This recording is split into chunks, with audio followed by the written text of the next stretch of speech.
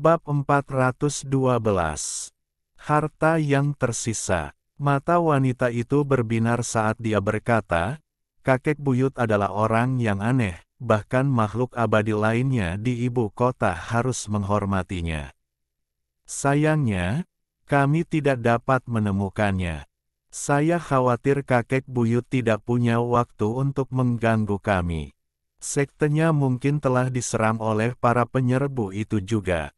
Sekarang satu-satunya harapan yang tersisa adalah rumah leluhur. Pria itu menghela nafas saat pandangannya tertuju pada anak itu. Di dalam ibu kota, 3 anak telah dibawa pergi oleh penjajah. Apakah mereka hidup atau mati tidak pasti. UR adalah yang keempat dan pria ini telah melakukan semua yang dia bisa untuk menyelamatkan anaknya. Wanita itu memandangi anak yang sedang tidur itu dan berbisik, "Tuanku, apa yang istimewa dari rumah leluhur?" Pria itu merenung sebentar sebelum menggelengkan kepalanya dan berkata, "Saya tidak tahu apa yang istimewa dari itu. Hanya leluhur abadi yang pernah meninggalkan pesan yang mengatakan bahwa jika keluarga Wang saya menghadapi bencana besar, datanglah ke rumah leluhur dan oleskan darah keluarga pada sesuatu. Saya diberitahu bahwa melakukan hal itu dapat menyelamatkan hidup kami." Wanita itu terkejut. Dia telah menikah dengannya selama bertahun-tahun tetapi belum pernah mendengar tentang ini. Dikatakan bahwa, sebelum keluarga Wang saya memasuki ibu kota, makhluk abadi yang tak terhitung jumlahnya lebih kuat daripada kakek buyut muncul. Tidak ada yang bisa menghentikannya. Rumah leluhur memiliki sesuatu yang dia tinggalkan, mata pria itu berbinar. Bahkan lebih kuat dari kakek buyut. Mata wanita itu dipenuhi rasa tidak percaya ketika dia bertanya, apakah leluhur abadi itu masih hidup? Pria itu merenung sedikit dan dengan ragu berkata, kakek buyut telah hidup selama lebih dari 200 tahun. Leluhur abadi seharusnya bisa hidup lebih lama lagi, jadi dia seharusnya masih hidup. Mata wanita itu berbinar dan dia dengan cepat berkata, jika leluhur abadi itu bisa membantu kita, maka UR akan aman. Pria itu menggelengkan kepalanya dan tersenyum pahit. Itu hanya rumor. Tidak ada yang tahu apakah itu benar atau salah. Namun, pria itu merenung. Wanita itu dengan cepat bertanya, ada apa? Catatan keluarga Wang saya menyatakan bahwa 200 tahun yang lalu, ada keluarga yang kuat yang ada di dunia Zhao yang fana dan abadi. Keluarga itu bernama Teng. Keluarga Teng sangat kuat sehingga semua yang abadi harus menerima perintah dari mereka dan raja-raja dunia fana harus tunduk kepada mereka. Keluarga Teng adalah musuh bebuyutan keluarga Wang saya. Suara pria itu bergema di gerbong. Kemudian, dalam semalam, keluarga Teng musnah, semua anggota keluarga mereka terbunuh. Ada desas-desus bahwa orang yang memusnahkan mereka adalah leluhur abadi itu. Kereta itu bergerak sangat cepat dan 3 hari kemudian mereka tiba di sebuah manor. Manor ini tidak terlalu besar, 200 tahun yang lalu, itu masih menjadi bagian dari desa sebelum dibeli oleh keluarga Wang. Itu masih tetap sama seperti 200 tahun yang lalu. Setelah gerbong berhenti, pria botak kekar itu melompat turun dari gerbong dengan ekspresi lelah. Dia membuka pintu dan dengan hormat berkata, "Tuanku, kami telah tiba." Pria itu turun dari kereta dan menatap manor dengan sedikit kenangan di matanya. "Selama masa kecil saya tinggal di sini selama 1 tahun dengan ayah saya." Dalam sekejap mata, 30 tahun telah berlalu, tapi tempat ini tidak berubah sama sekali. Wanita itu mengikutinya turun dari kereta. UR membuka matanya yang besar saat dia melihat ke manor. "Ikuti aku," kata pria itu dengan nada yang dalam dan berjalan ke depan. Tidak ada pelayan di manor, hanya beberapa orang tua. Para tetua ini adalah pengikut paling setia dari keluarga Wang. Meski mereka semua berambut putih, mata mereka masih dipenuhi dengan kehidupan. Satu pandangan dari mereka dapat menyebabkan hati siapapun bergetar. Pria botak itu merasa ketakutan ketika melihat orang-orang tua ini. Dia merasa salah satu dari mereka bisa mengalahkannya dalam satu gerakan. Matanya tiba-tiba mengunci ke salah satu pria tua itu. Setelah mengenali benda di tangannya, dia terkejut dan langsung mengenali siapa lelaki tua itu. Orang tua ini adalah ahli nomor 1 di dunia seni bela diri. Pria itu tidak mengatakan sepatah kata pun saat dia berjalan jauh ke dalam manor. Jauh di dalamnya ada rumah yang tampak sangat normal. Yuer dengan penasaran bertanya, "Ayah, apakah ini rumah leluhur kita?" Pria itu mengangguk. Dia hendak berbicara ketika raungan menggelegar datang dari kejauhan. Kemudian dua pria dengan tato menutupi sebagian tubuhnya tiba-tiba muncul di atas manor. Salah satu dari mereka dengan muram menatap orang-orang di bawahnya dan berkata, "Kalian benar-benar berlari kencang." Ekspresi pria itu dengan cepat berubah. Dia dengan cepat berada di depan istrinya dan dengan getir berkata, "Yang terhormat yang abadi, pertempuranmu adalah dengan yang abadi lainnya, mengapa mempersulit kami yang fana?" Para tetua di sekitarnya menatap keduanya di udara dengan mata seperti kilat. Seseorang dengan ekspresi muram menatap pria itu dengan dingin dan mengulurkan tangan. Tujuannya hari ini adalah anak dengan akar roh. Tepat pada saat ini, semua tetua di sekitarnya mengaum dan memblokir pria itu. Namun, tubuh mereka tidak mampu melawan, sehingga mereka semua batuk darah dan kemudian terlempar ke samping. Ekspresi pria itu sangat berubah. Dia dengan cepat menangkap istri dan anaknya dan menyeret mereka ke rumah leluhur.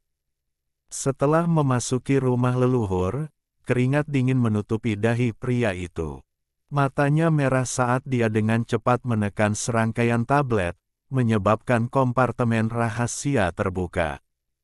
Dia segera menggigit jarinya dan menggunakan darah untuk menggambar simbol di kompartemen rahasia. Simbol ini adalah sesuatu yang harus diukir oleh setiap kepala keluarga generasi ketika mereka menjadi kepala keluarga. Tepat pada saat ini, dengan ledakan, dinding rumah leluhur berubah menjadi debu saat orang yang tampak murung itu masuk. Wanita itu berdiri di depan anaknya dengan ekspresi putus asa di wajahnya. Pada saat ini, tempat pria itu menggambar simbol itu melepaskan cahaya misterius dan sepotong batu giok melayang keluar dari kompartemen rahasia. Kekuatan misterius dengan cepat mengelilingi area tersebut. Ekspresi orang yang tampak suram itu tiba-tiba berubah. Dia mengungkapkan ekspresi tidak percaya dan dengan cepat mundur. Temannya di udara juga menyadari kekuatan misterius itu dan hendak menyelidikinya. Tapi tepat pada saat ini, potongan batu giok itu melintas. Orang yang tampak muram itu mengeluarkan teriakan sengsara saat pembuluh darah di dahinya menonjol dan dia dengan cepat mundur. Teror memenuhi matanya. Dia bisa merasakan aura destruktif yang berasal dari batu giok. Aura ini adalah sesuatu yang bahkan tidak bisa dilawan oleh anggota 4 daun klannya. Tapi begitu batu giok itu diaktifkan, orang yang tampak suram itu tidak memiliki kesempatan untuk bertahan hidup dengan tingkat kultivasinya. Batu giok itu menyala sekali dan orang yang tampak muram itu batuk darah saat dia didorong keluar dari rumah leluhur. Dia jatuh ke tanah dan langsung mati. Temannya yang hendak pergi menyelidiki tiba-tiba berhenti dan langsung berbalik untuk melarikan diri. Dia bisa merasakan aura yang tidak mungkin dia lawan datang dari dalam rumah. Namun, sebelum dia pergi jauh, batu giok itu bersinar sekali lagi. Dia batuk seteguk besar darah dan jatuh dari langit, mati. Adegan aneh ini menyebabkan 3 orang di dalam rumah leluhur benar-benar terkejut. Pria itu bergumam pada dirinya sendiri, rumor itu benar. Batu giok yang ditinggalkan Wang Lin di sini berisi sepotong kecil ji realemnya. Dengan kultivasinya saat itu, setiap kultivator Nas Chen Sol akan segera mati sebelum itu. Saat ini, di dasar Gunung Heng Yue di luar Sekte Tiandao, sebagian besar pembudidaya Zhao sedang berkumpul. Wajah mereka dipenuhi amarah saat mereka menatap ke kejauhan. Mereka semua menatap satu orang yang melayang di udara. Sebagian besar tubuh orang ini dipenuhi tato. Hanya dengan berdiri di sana, dia memancarkan aura yang kuat. Suara serak datang dari orang itu. Negara budidaya ini memang menarik. Apakah kalian pikir ada harta karun di sini yang memungkinkan kalian membalikkan keadaan? Seorang pria tua berambut putih mengenakan jubah hitam keluar dari Sekte Tiandao. Dia menatap anggota Forsaken Immortal Clan dengan kebencian di matanya dan berkata, "Kamu bisa mencoba." Orang itu tertawa saat matanya menyala dan auranya mengungkapkan kekuatan kebenarannya. Tatonya bergerak hingga akhirnya meninggalkan tubuhnya dan membentuk naga yang terbang di sekelilingnya. Menarik. Saya tidak dikirim ke sini untuk berurusan dengan Anda para pembudidaya rendahan, saya hanya lewat. Namun, karena kamu bertanya, sekarang aku ingin melihat harta karun seperti apa yang membuat kalian begitu percaya diri. Matanya mengungkapkan ekspresi jijik. Sebagai dukun 6 daun, kecuali dia bertemu dengan pembudidaya formasi jiwa tahap akhir, tidak ada orang lain yang menjadi ancaman baginya. Dia tidak percaya bahwa pembudidaya formasi jiwa tahap akhir akan ada di negara budidaya peringkat 3 belaka. Dengan satu langkah, dia mendekati Sekte Tiandao. Naga-naga di sekelilingnya mengaum dan terbang menuju Sekte Tiandao. Naga tato bergerak seperti kilat. Semua pembudidaya Zhao yang tersisa menahan napas saat mereka melihat dan mata mereka semua mengungkapkan cahaya misterius. Ada desas-desus bahwa seorang kultivator asli Zhao mencapai tahap formasi jiwa di sini 200 tahun yang lalu. Desas-desus mengatakan bahwa dia telah meninggalkan ukiran kayu dan siapapun yang mendapatkannya dapat menjadi murid langsungnya. Tempat ukiran kayu itu disimpan dikelilingi oleh sepotong akal ilahinya. Jika tidak ada orang yang ditakdirkan, itu tidak akan terbuka. Tapi jika Zhao menghadapi malapetaka besar, ukiran ini akan melepaskan kekuatan yang sangat besar. Saat naga mendekat, seluruh gunung Heng Yue bergetar saat ukiran kayu terbang ke langit. Saat ukiran kayu muncul, naga yang maju bergetar dan mata pria dari Forsaken Immortal Clan mengungkapkan cahaya misterius. Jadi ada harta karun dengan sedikit domain di dalamnya yang ditinggalkan oleh seorang kultivator formasi jiwa. Namun, tingkat budidaya kultivator formasi jiwa ini terlalu rendah, hanya pada tahap awal formasi jiwa. Bahkan jika dia datang secara pribadi, saya masih bisa membunuhnya di sini, jadi bagaimana mungkin harta menghentikan saya? Setelah lelaki tua dari klan Forsaken Immortal selesai berbicara, cahaya misterius di matanya menghilang dan mereka sekali lagi dipenuhi dengan penghinaan. Bab 413. Leluhur. Saat dia berbicara, dia menunjuk ke ukiran dengan tangan kanannya. Naga tato menyerbu ke arah ukiran kayu, menciptakan dentuman sonik. Para pembudidaya Zhao yang berkumpul di sini semua melihat ke arah ukiran kayu. Ukiran itu adalah simbol harapan dan sangat dihormati di Zhao. Ukiran itu dengan lembut bergetar dan bersinar terang. Kemudian sebuah cincin cahaya memanjang darinya dan bertabrakan dengan tato naga. Ledakan, ledakan. Dengan rangkaian poni, tato yang membentuk naga menjadi tidak stabil dan melemah. Akhirnya, sebagian besar tato naga hancur dan menghilang. Naga tato yang tersisa semuanya menjadi lebih kecil satu ukuran. Semua pembudidaya Zhao menjadi bersemangat saat melihat ini. Apa ini? Ukiran ini memang menarik. Akan sia-sia untuk menghancurkannya.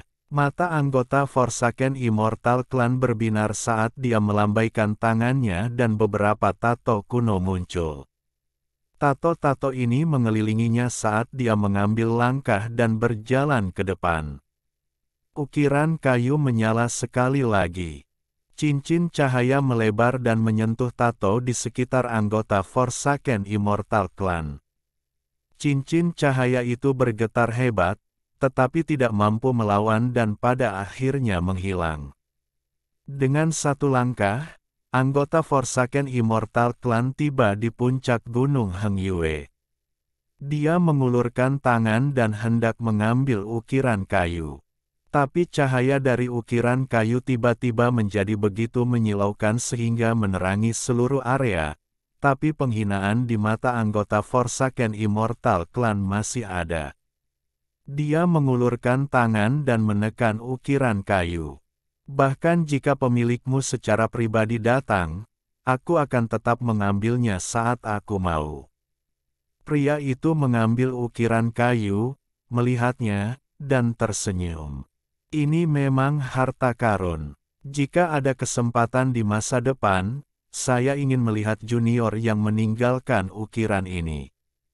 Seluruh gunung Hengyue menjadi sunyi.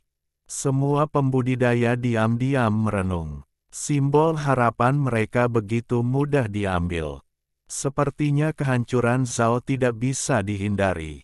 Penghinaan di mata lelaki tua Forsaken Immortal Clan menjadi lebih kuat saat dia perlahan berkata, melihat fakta bahwa aku mendapatkan harta ini, aku tidak akan terlalu keras pada kalian. Menyerah dan menjadi bawahan dari Forsaken Immortal Clan milikku. Saya dapat berjanji kepada Anda bahwa ini jauh lebih baik daripada berada di bawah negara susahku. Ukiran kayu saya bukanlah sesuatu yang bisa Anda ambil. Suara tenang datang dari kehampaan dan tak lama kemudian, dua sosok muncul. Orang tua Forsaken Immortal Clan tiba-tiba berbalik dan melihat ke belakang dengan ekspresi ketakutan di wajahnya. Yang membuatnya takut adalah seseorang bisa menyelinap ke arahnya tanpa dia sadari. Dua orang yang muncul dari kehampaan adalah Wang Lin dan Wang Zuo. Saat mereka berdua muncul, beberapa pembudidaya Zhao mengenali Wang Lin. Leluhur, leluhur. Satu teriakan kegirangan datang dari para pembudidaya di bawah. Segera, teriakan ini tampaknya menjadi satu-satunya suara yang tersisa di dunia. Leluhur, Wang Lin tersenyum tipis dan mengangguk. Teriakan itu menjadi lebih keras lagi. Ekspresi orang tua Forsaken Immortal Clan sangat jelek. Penghinaan di matanya telah lama menghilang dan digantikan dengan rasa takut yang mendalam. Tuan. Dia membuka mulutnya untuk berbicara tetapi langsung dipotong oleh Wang Lin. Kembalikan ukiran kayuku. Meskipun nada Wang Lin lembut, itu mengandung aura yang kuat. Ekspresi lelaki tua Forsaken Immortal Clan suram. Sekilas, orang ini tampak seperti berada di puncak tahap akhir pembentukan jiwa. Namun, setelah diperiksa lebih dekat, dia bisa merasakan kekuatan misterius di dalam diri orang ini. Dia telah mendengar tentang kekuatan ini dari senior di klan. Kekuatan ini adalah tanda seorang pembudidaya transformasi jiwa. Setelah merenungkan sedikit, dia melemparkan ukiran kayu ke arah Wang Lin tanpa ragu-ragu. Saat Wang Lin mengangkat tangannya untuk menangkap ukiran kayu, lelaki tua itu berteriak, "Tato!" meledak. Dalam sekejap mata, sejumlah besar tato berasal dari ukiran kayu dan meledak, menciptakan kekuatan yang dahsyat.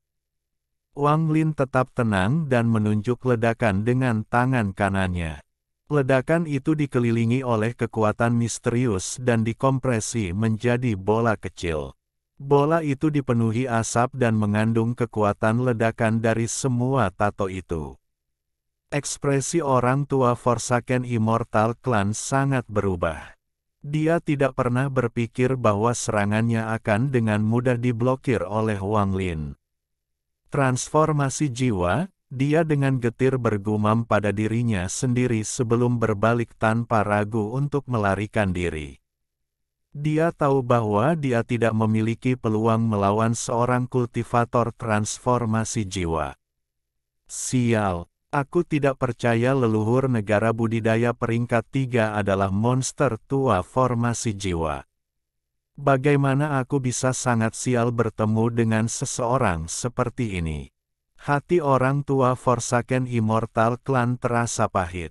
Saat dia hendak pergi, langit menjadi gelap. Suara keras dan sobek bisa terdengar dan celah spasial yang besar muncul untuk menghalangi pelariannya. Orang tua ini berhenti ketakutan. Apakah aku membiarkanmu pergi? Wang Lin dengan dingin menatap orang itu sebelum menempatkan rasa ilahi baru ke dalam ukiran kayu.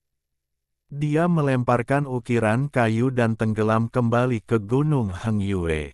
Ekspresi lelaki tua itu suram saat dia perlahan berkata, "Tuan, sesuai kesepakatan, negara Suzaku menyerahkan semua negara budidaya peringkat 3 agar kami menunda serangan kami ke negara budidaya peringkat 4. Apakah Anda ingin melanggar perjanjian itu?" Wang Lin mengerutkan kening dan bertanya, "Siapa yang membuat perjanjian denganmu?" Suksi. Orang tua itu terkejut. Dia melirik Wang Lin dan berkata, "Karena Tuan adalah seorang kultivator formasi jiwa, Anda pasti mengenal Qian Feng. Dialah yang mewakili Zuxi dan menandatangani perjanjian dengan Tuan muda kita."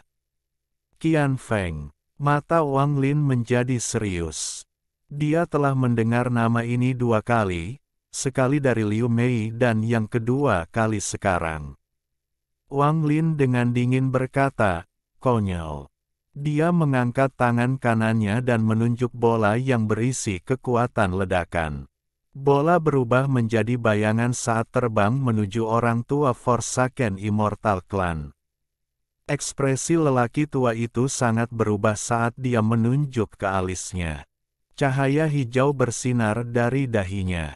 Tumbuhan raksasa dengan 6 daun tumbuh dari cahaya dan bertabrakan dengan bola. Ledakan. Orang tua itu dipaksa mundur dan batuk darah. Tanaman yang keluar dari dahinya tidak hanya tidak terluka, tetapi juga bersinar lebih terang. Namun, dia tidak ingin melawan. Saat dia mundur, dia mengeluarkan tongkat ungu. Dia menggunakan tongkat untuk membuat riak di ruang di depannya dan dia akan mengisi riak. Tongkat ungu yang dia gunakan adalah cabang dari pohon reinkarnasi. Klan abadi yang terlupakan memiliki metode khusus untuk menggunakan cabang pohon reinkarnasi untuk berteleportasi kembali ke pohon reinkarnasi utama. Mata Wang Lin tenang. Dia dengan tenang mengangkat tangan kanannya dan berkata, "Serap." Dengan lelaki tua itu sebagai pusatnya, semua awan di area itu berkumpul membentuk cincin dan dengan cepat menyusut hingga lebarnya hanya 30 kaki. Wajah lelaki tua itu dipenuhi teror. Riak yang mengandung kekuatan untuk menteleportasinya kehilangan efeknya dan runtuh. Tekanan kuat datang dari semua sisi dan mendarat di tubuhnya dalam sekejap mata. Dia merasakan keputusasaan yang belum pernah dia rasakan sebelumnya. Kepanikan di matanya semakin dalam saat tangannya membentuk tanda aneh di dadanya. Dia menekan dadanya dan mencakar 10 garis berdarah. Sejumlah besar darah menyembur keluar dan tanaman di dahinya menyerap darah seperti orang gila. Planet ini tumbuh dengan cepat dan memenuhi seluruh cincin. Wajah lelaki tua itu garang saat dia berteriak, "Jika kamu membunuhku, akan ada kutukan tato yang melekat padamu. Jika nenek moyang klan saya melihat nih, mereka akan membunuhmu." Pembuluh darah di dahinya menonjol. Meskipun tanaman hidupnya sudah keluar, itu masih tidak dapat menahan tekanan yang datang dari ring. Gelombang suara retak bisa terdengar saat cincin selebar 30 kaki itu menyusut menjadi selebar 10 kaki. Cabang-cabang dari tanaman hancur satu per satu. Setiap kali dahan patah, lelaki tua itu batuk darah dan wajahnya menjadi sedikit lebih pucat. Wang Lin masih tenang dan dia bahkan tersenyum. "Saya telah membunuh beberapa anggota Forsaken Immortal Clan. Apakah ini kutukan tato yang kamu bicarakan?" Wang Lin menunjuk ke dadanya dan 5 bola gas abu-abu muncul. 5 bola gas ini membentuk 5 tato yang berkedip. Ketika dia mencoba untuk mencapai tahap transformasi jiwa, dia merasakan 5 massa gas abu-abu ini tersembunyi di dalam tubuhnya. Mereka biasanya tidak akan membahayakan, sebenarnya, mereka membantu energi spiritualnya bergerak lebih lancar. Pria tua itu menatap 5 bola gas abu-abu dan wajahnya menjadi pucat. Dia bisa merasakan aura dukun berdaun 6 dari 5 bola gas abu-abu. Orang yang merapalkan kutukan pasti dibunuh oleh orang ini. Wang Lin dengan tenang melirik pria tua itu saat tangan kanannya terulur dan tertutup.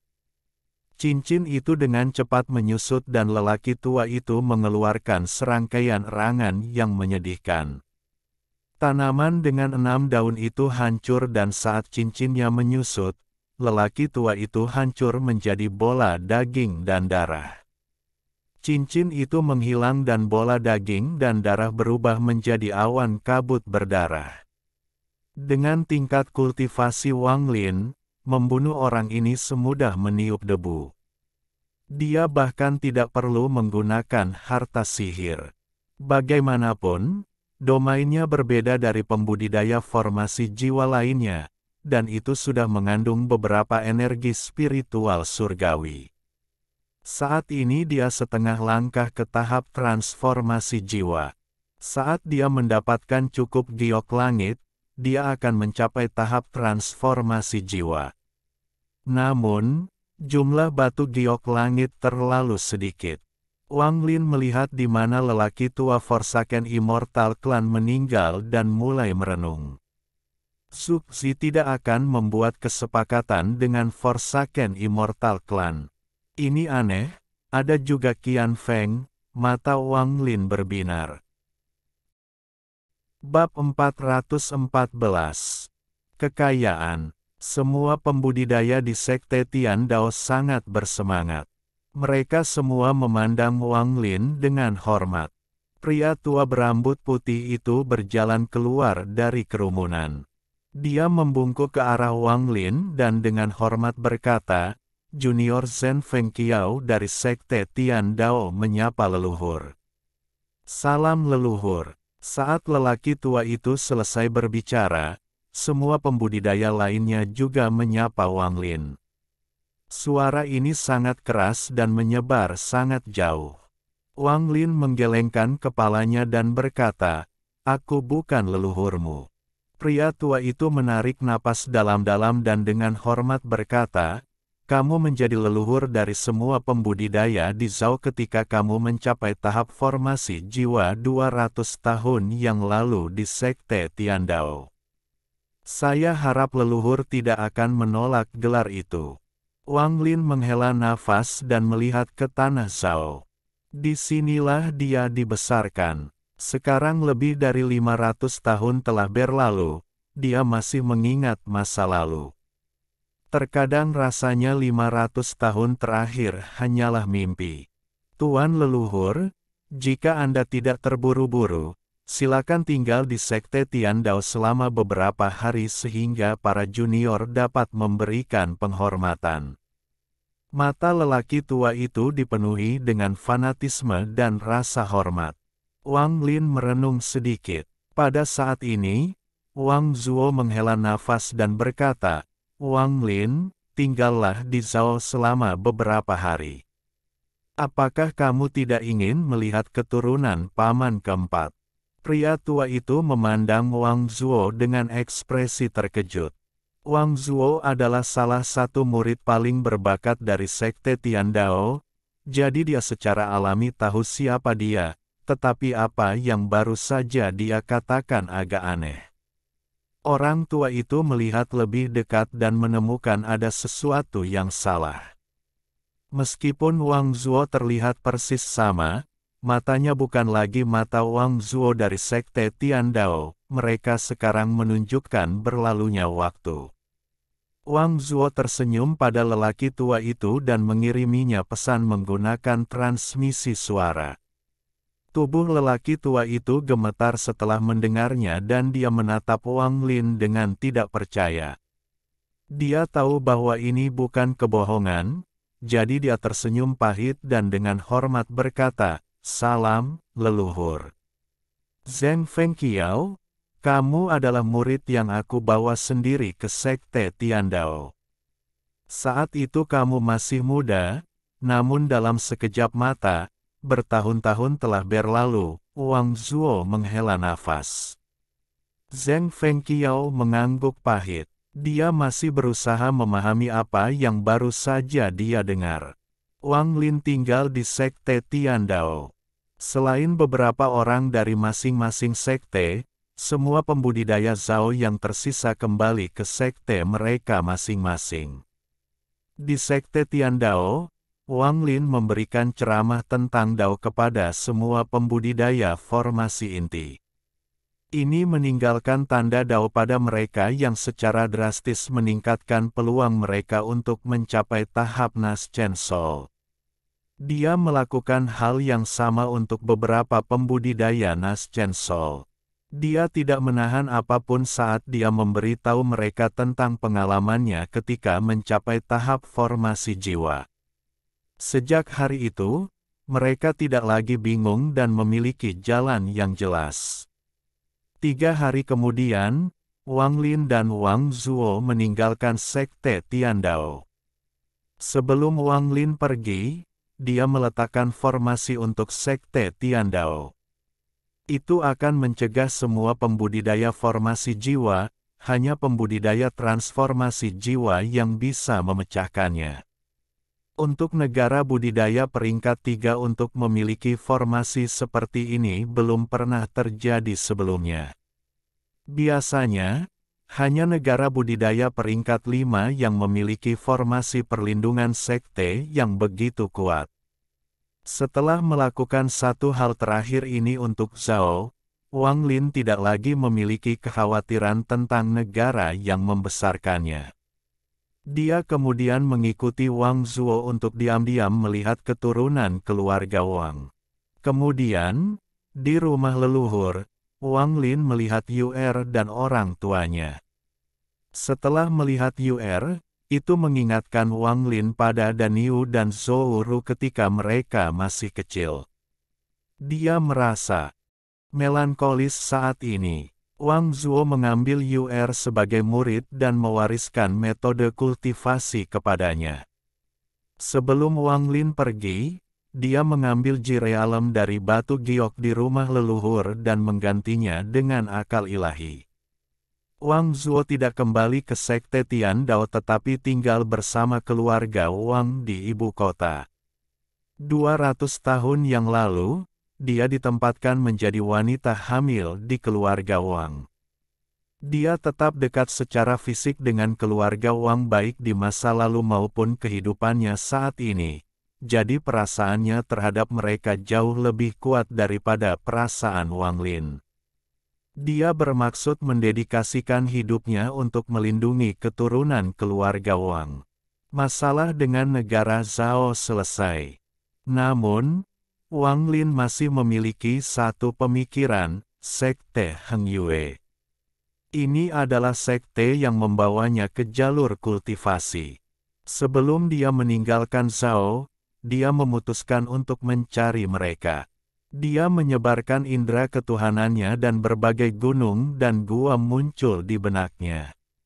Dengan gerakan sederhana, tubuhnya menghilang. Dari ingatan, sosok Wang Lin muncul di luar sebuah gunung bernama Gunung Ular Gajah. Wang Lin melihat sekeliling dengan ekspresi yang rumit. Ada formasi di sini. Dia tidak merusak formasi tetapi malah melewatinya dan memasuki gunung. Di dalamnya ada sebuah gua besar. Ketika Wang Lin memasuki gua, dia melihat banyak debu. Tidak ada yang pernah tinggal di sini untuk waktu yang lama. Ada 3 kata kuno yang diukir pada sebongkah batu giok besar di aula utama. Sekte Heng Yue. Wang Lin menghela nafas saat dia menyeka debu dan diam-diam menatapnya untuk waktu yang sangat lama. Tak lama setelah itu, Wang Lin menyebar akal ilahi dan berjalan ke samping. Dia memecahkan formasi yang melindungi sebuah pintu dan berjalan masuk. Di dalamnya ada deretan rak dengan batu giok di atasnya yang mengeluarkan cahaya redup seperti hantu. Ada mayat duduk dalam posisi lotus di sudut.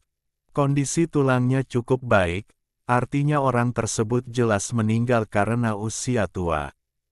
Jari telunjuk kanan mayat itu menunjuk ke tanah. Wang Lin berjalan, menyeka debu di tanah, dan melihat kata-kata yang terukir di sana. Sekte Heng Yue mati bersamaku. Saya telah menganiaya leluhur, saya telah menganiaya leluhur. Wang Lin merenung. Dia mundur selangkah, membungkuk dengan hormat, dan berkata, murid Wang Lin menyapa senior. Setelah menghela nafas, Wang Lin mengambil batu giok satu persatu dan memindainya dengan akal ilahi. Ketika dia mengambil satu batu giok, dia tiba-tiba berhenti. Bakat lelaki tua ini kurang, jadi kultivasi saya tidak akan mencapai level tinggi, tapi saya memiliki pemahaman pedang yang aneh. Seolah-olah hidupku adalah untuk pedang. Namun, saya tidak tahu mengapa, tetapi setiap kali perasaan ilahi saya memasuki pedang, pedang itu hancur setelah satu tarikan waktu. Tidak ada pengecualian. Kata tidak berguna adalah cara yang tepat untuk menggambarkan orang tua ini. Karena aku tidak bisa menggunakan akal suciku untuk mengendalikan pedang, aku tidak bisa menggunakan pedang dalam pertempuran. Aku memalukan bagi guruku. Ketika saya berusia 80 tahun, saya bermimpi bahwa saya adalah roh pedang yang menyapu tanah. Saya adalah raja di antara pedang. Setelah aku terbangun, pedang dari mimpiku tetap terukir di benakku seolah-olah itu adalah pengejaran hidupku. Seolah-olah itu adalah kehidupan masa laluku, aku menyerah untuk mencoba melewati tahap pendirian yayasan dan fokus pada pembuatan pedang. Gagasan ini sangat kuat sehingga saya merasa kerasukan. Saya benar-benar terpaku pada ini, saya harus membuat pedang ini. Setelah 1 dekade, lelaki tua ini bahkan rela meminta bahan untuk membuat pedang. Saya telah membuat beberapa pedang, tetapi tidak satu pun dari mereka yang saya inginkan, jadi saya menyerah pada mereka. Tahun ini, Sekte Heng Yue menghadapi bencana besar karena musuh yang kuat menyerang kita, jadi sekte itu akan segera dihancurkan. Orang tua ini lahir di Sekte Heng Yue dan secara alami akan mati di Sekte Heng Yue. Orang tua Ini membuka tungkunya untuk terakhir kalinya untuk membuat pedang.